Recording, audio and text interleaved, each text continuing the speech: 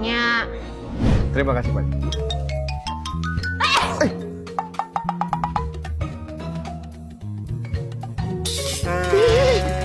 Setelah pertemuan itu, jadi saya meminta Sanusi untuk merahasiakannya. Karena itu aib buat saya. Tapi malah Sanusi memanfaatkan itu untuk dapatkan uang dari saya. Ada harga, ada kualitas, Miss. Mata Miss. Kamu kan tadi saya sudah kasih. Kok berani minta lagi? Wih, yakin. Emang nggak mau tuh kejadian masa lalu soal Miss Salvina dan klien. Sebarkan ke seluruh karyawan yang ada di sini. Kasih tahu saja, saya nggak takut.